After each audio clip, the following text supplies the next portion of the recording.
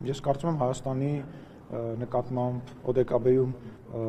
գործընկերոջ նկատմամբ Հայաստանի պետականության նկատմամբ անհարգալից վերաբերմունքն ավարտացնում հարաբերությունները Ադրբեջանի հետ 44-օրյա պատերազմ նախապատրաստելն ավարտացնում հարաբերությունները եւ էլի ու շատ տարբեր բաներ են ավարտացնում հարաբերությունները եւ քաղաքական կուրսը դա ամեն պետության ընտրության հարց է Հայաստանի Հանրապետության համար մարդու իրավունքները, ազատությունները կարևորագույն արժեքներ են եւ ես կարծում եմ որ ամեն պետություն իր օրինակն է ընտրում մենք ընտրել ենք Հայաստանի ժողովրդավարացման ճանապարհը, իրանք մի քիչ այլ ճանապարհ են։ Պարոն Սիմոնյան, ոչ այնպեսին Հայաստանը։ Իսկ ինչպես է պատահել, որ դուք դիվանագիտորեն չեք ձևակերպում ձեր ասելիքը, այլ շատ ավելի սուր, դա դերաբաժանման է եղել, թե դուք եք այդպես։ Ես կարծում եմ այս տարիների ընթացքում ակնհայտ է, որ դա իմ բնավորության, իմ խառնվածքի մի մաս է եւ բացի այդ ես պարլամենտական գործիչ եմ եւ ավելի ազատ եմ, քան մեր որևիցե կոնկրետ գերատեսչության, պատասխանատվության ոլորտ ներկայացնող մարդիկ եւ պարլամենտականները շատ ավելի ազատ են իր խոսքի, իրենց մտքերի մասով, կարծում նորություն չկա։ Սիմոնյան, այսինքն Բելարուսի օրինակով Ոչ է Բելարուսը, մասնավոր ինչ օրակարգում հողոքի նոտան որ հղել են։ Ես չգիտեմ, ես ձեր մոտ կարդացի, որ տեղեկություն չկա, ես տեղեկություն չունեմ։ Ձեր լուրը ձեր մոտից եմ իմացել, որ դες բանը։ Բայց տեղյակ չեք ձեր Արդեն ասացի Շորժան, արդեն ասացի։ Իսկ ձեր հայտարարության մասով որ Բելարուսի օրինակով էիք ասում։ Բանոր նարեկետին չէինք խոսում։ Ինչ եմ ափսոսում հասկանում։ Հայաստանը ծայրագավառ չի լինելու, Հայաստանը կախվածության մեջ քաղաքական չի լինելու, Հայաստանը իր ինքնիշխանության մակարդակը քաղաքական եւ մնացած բոլոր առումներով բարձրացնելու եւ Բելարուսի կառավարման օրինակը իմ երկրի համար, իմ համար անընդունելի է։ Հայաստանը ազատ երկիր է, իր ազատ մեդիաներով, մարդու իրավունքներով եւ օրենքի գերակայությամբ։ Այլ հարցեր կան ազատության հետ կապված ռուսական հնչեցրած տեսակետները եվրոպացիների արդյոք ավելի չեն բարդացնի հայ-ռուսական հարաբերությունները։ Ես չգիտեմ, դուք գիտեք ինչ է տրամաբանությունը, որ Հայաստանի Հանրապետությունը իր շահերը պետքա միշտ հետապնդի միացած հետ նայելով թե նա հանգարցակի Ռուսաստանը չի նեղ սրտում, որքանով է ճիշտ։ Ես համարում եմ դա ճիշտ չի, որովհետև Ռուսաստանը երբ որ իր շահերն առաջ տանում, ինքը չի նայում Հայաստանի Հանրապետության շահերին, ինքը կանգնում է այդ շահերի վրա, թե չի կանգնում այդ շահերի վրա եւ Հայաստանի Հանրապետությունը Ռուսաստանի դեմ որևիցե քայլ չի անում։ Հայաստանի Հանրապետությունը իր անվտանգությունը, իր քաղաքական ուղղությունն է ապահովում։ Վերջացրեք շատ վատ բան է այդ, որ տենց, կարող է ես այս մեկին բարև տամ, ինքը չխայնանա։ Աղա ջան, ջղայնանում ես, ես բարև տվեցի, այդ տրամաբանությունը սխալ է։ Երբ որ մենք պատերազմական վիճակի մեջ էինք անցյալում Ադրբեջանի հետ,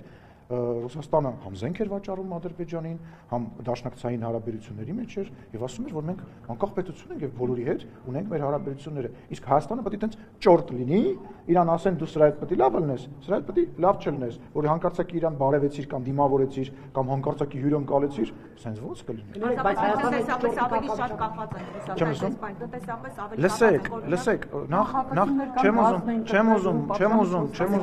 չեմ ուզում կտրուկ բաներ ասեմ, բայց կախվածությունը ո՞րն է, եկեք ընտրենք, կամ մենք ծնկած ապրում ենք ինչ որ մեկի, լինի դա Ռուսաստանը, Ֆրանսիան կամ որևիցե մեկ այլ գերտերության սապոգի տակ եւ ձերներս կտրում ենք, ընտրություններ չենք ունենում, ազատ մամուլ չենք ունենում, կամ մենք փորձում ենք առանց որևիցե մեկի հետ պատերազմանելու, թշնամանալու, ինչ որ մեկի վրա հարձակվելու քաղաքական կամ որևիցե այլ իմաստով, մեր փոքր պետությունը տեր կանգնենք, մենք տեր պետք է կանգնենք մեր երկրներին, հասկանում եք, ես ասացի յուրաքանչյուր երկրի հետ, լինի դա ֆրանսիական սապոգը, լինի, ես դրա համար նշում եմ, որ անկախ նրանից թե որ երկրին է վերաբերվում, Հայաստանը պետք է իր ընտրությունը կատարի, ինքը ուզում է, չգիտեմ, մի մեծ աղբորը փոխարինի մեկ այլ մեծ աղբորը, ոչ, ինքը ուզում է իր ազատությունները զիջի ինչ որ բանի դիմաց եւ միջև որտեղ է զիջելու այդ ազատությունը, թե չի ուզում զիջի։ Ընտրության հարց է։ Հիմա տեսեք։ Ռուսաստանի հետ մենք ինչ ընտրության հարցն է, այսինքն հիմա եթե Ռուսաստանի հետ հարաբերությունները նախկինի պես է, դա նշանակում է ծնկած։ Նախկինի պես, իհարկե, նախկինում մենք եղել ենք ծնկած։ Մենք եղել ենք ծնկած, որովհետև մեր նախագահական ընտրությունները անցել են կեղծիքներով եւ հələ կենտրոնական ընտրական հանձնաժողովը չհայտարարած արդյունքները Ռուսաստանը շնորհավորել է, նշանակել է ստեղ նամեսնիկ։ Մեր ուժայինների մեծ մասը ղեկավարները ճշտվել են այդ երկրի հետ։ Մեր քաղաքական ամբողջ կոնյունկտուրան, մեր քաղաքական սաղ ուղեցիրը հաստատ բանալվել է, համաձայնեցվել է եւ զուգահեռ տարվել է մեր դեսպանները մեծ պետություններում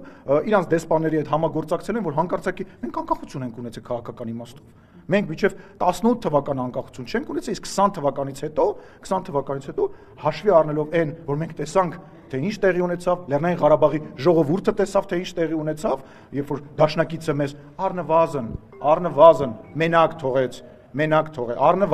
մենակ թողեց, ակնհայտ դարձավ, որ չի կարելի գնալ եւ մի, այսպես ասած, երկրի դառնալ չեմ ուզում վատ բառեր դիվանագետներին հետ կանչել, պարոն ներողություն չլսեցի որ հարցի դիվանագետներին Բելարուսից նավարի Հայաստանը հետ կանչելու Մենք դեռ դիվանագետներ ունենք, մենք դեսպան չունենք։ Չգիտեմ, չէ, ժողովրդի համարում եմ, որ այդ Բելարուսի հետ կապված այս թեման մի քիչ ավելի ուռճացված է, ավելի շատ ուռճացնում է։ Չկա այդպես թեմա։ Պարոն Սիմոնյանից Եվրոպական գագաթնաժողովի ժպիտներից եւ բարեմաղթանքներից այն կողմ գործնական նշանակությունը ո՞րն է Հայաստանի։ Բացեք, կարդացեք ստորագրված փաստաթղթերը, ձեր բերված համաձայնությունները եւ քաղաքական հայտարարությունները։ Պարոն Սիմոնյան, գիտեք, ձեր օրոքել է այդպես եղել, որ ասում եք քաղաքական անկախություն չեն գնացել։ 21 թվականին հենց Ռուսաստանի միջամտությամբ Արմեն Գրիգորյանը չնշանակվեց արտգործնախարար Արշակ Կարապետյանը։ Ո՞վ է որ Արմեն մենք ուզեցել ենք նախարար նշանակենք Արմեն Գրիգորյանը դու չեն տվել։ Եվ այդ փուլում շրջանառվում էր այդ տեղեկությունը եւ իշխանությունը շատ տեղեկություններ։ Դուք շրջանառում եք ներողություն, դուք շրջանառում եք տեղեկություններ, որոնք դուք գրում եք, դուք շրջանառում եք։ Արշակ Կարապետյանի մասին ինչ պետք է հերքեմ կամ հաստատել։ Փաշինյանը հաստատեց, որ Ռուսաստանի նաեւ հաճելի էր, որ Արշակ Կարապետյանը լինի պաշտպանության նախարար եւ դա եւս հաշվի առնվել։ Լսի, այն իրավիճակում, երբ որ մենք նոր պատերազմը ավարտել ենք եւ երկրի պետականությունը կախված է ինչ որ րոպեների եւ ժամերի հետ կապված, ինչ որ իրավիճակում որոշում կայացնելը եւ ամբողջ պետությունը կառավարել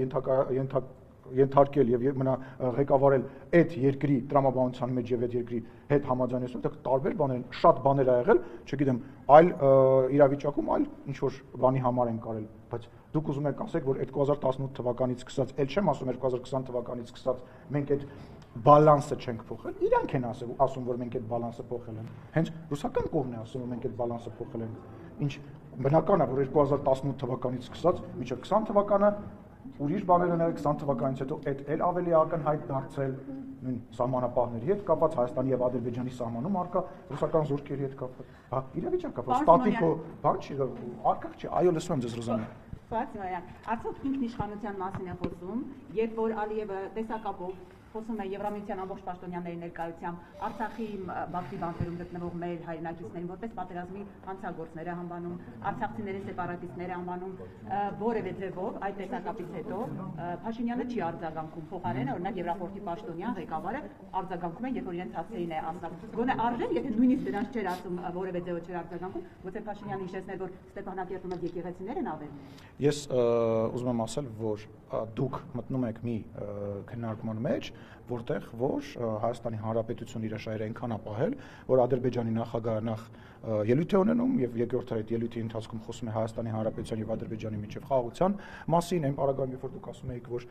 խաղաղություն չի եւ մարդը որ Չակերտավոր իբր պարտվել է 44 օրյա պատերազմի ժամանակ չի կարող բանակցել եւ այլ։ Ձեր գնահատականները խոսակցության վերաբերյալ շատ մակերեսային են հարգելիս եւ ինչ վերաբերում է ասելիքներին, այդ ասելիքը այնքան ենք ասել, որ եկել ենք հասել ենք նրան, որ ունենք խաղաղության պայմանագիր։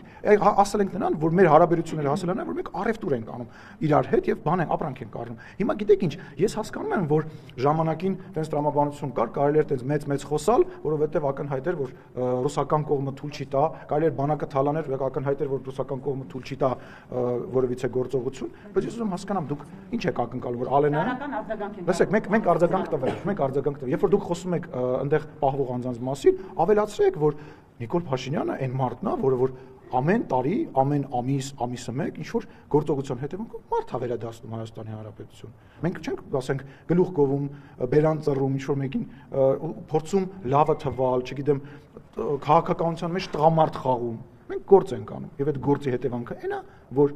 արդեն ընդամենը 19 հոգի է մնացել հաստատված Ադրբեջանի բանտերում։ Իսկ այդ մարդիկ, ովքեր որ մեծ խոսում են, ինչ են արել Հայաստանի Հանրապետության համար, կամ հենց այդ նույն մարդկանց համար։ Այդ մարդկանց պատճառով է, ովքեր կարող եմ վերջացնեմ, այդ մարդկանց պատճառով, ովքեր որ մեզ քննադատում են, որ մենք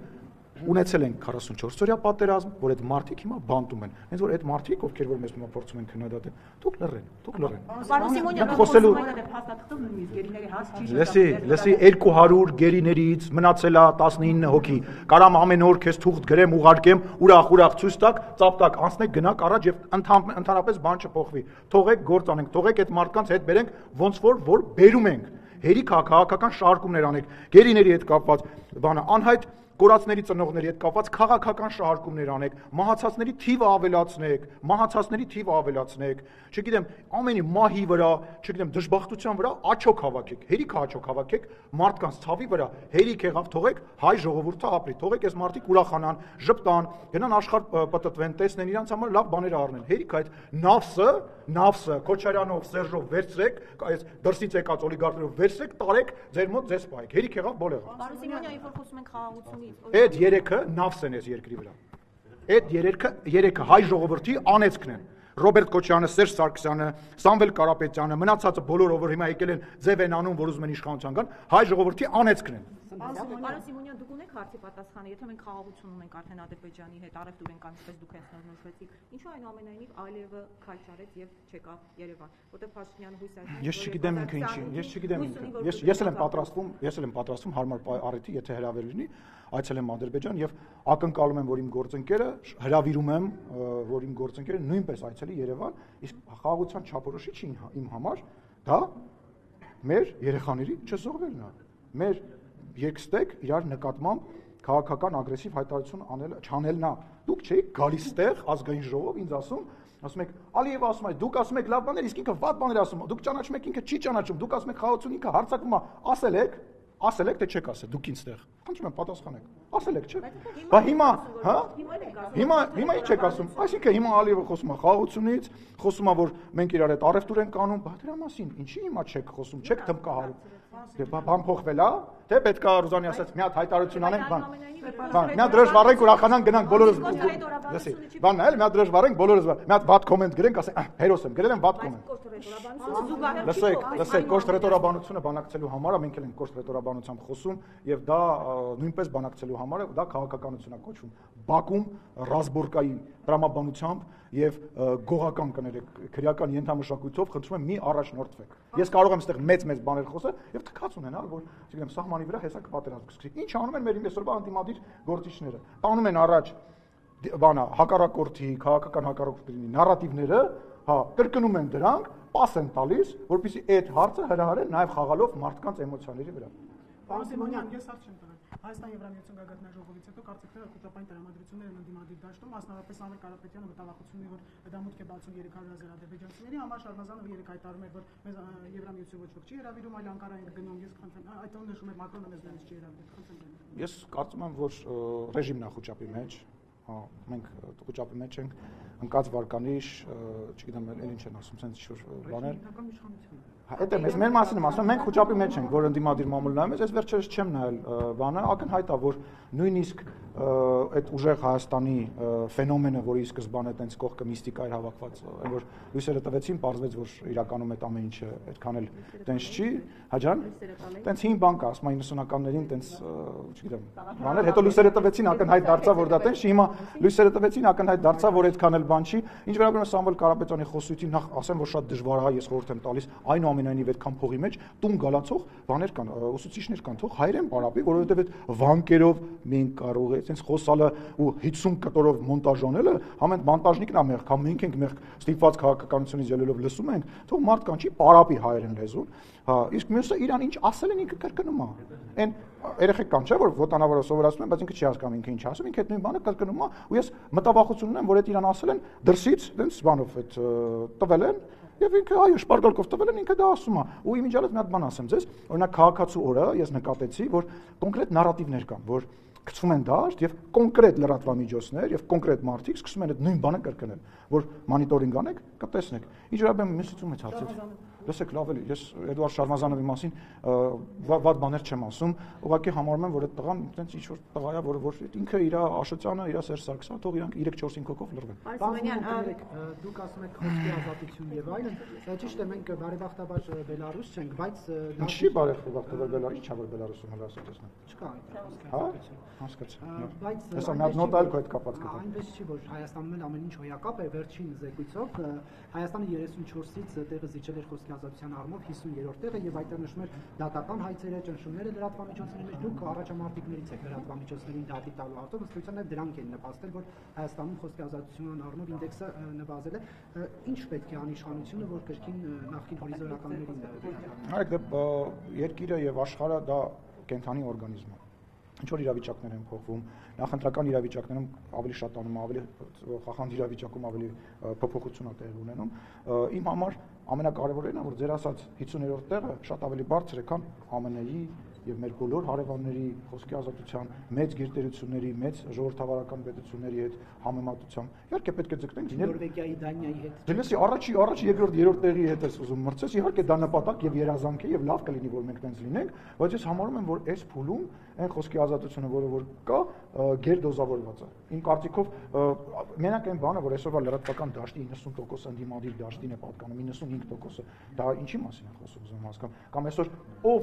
ինչ ասելուց առաջ է մտածում, որ իր խոսքը կսահմանափակվի, ով ինչ ասես, ով այսօր ինտերնետ ունի, լրատվական միջոց է դարել, կամ բլոգեր է դարել, կամ շրջքննադատ է դարել։ Բայց իշխանությունը հետևություններ կանի այդ զեկույցից։ Իհարկե, միանշանակ մի դատական մասով, տեսակ նոր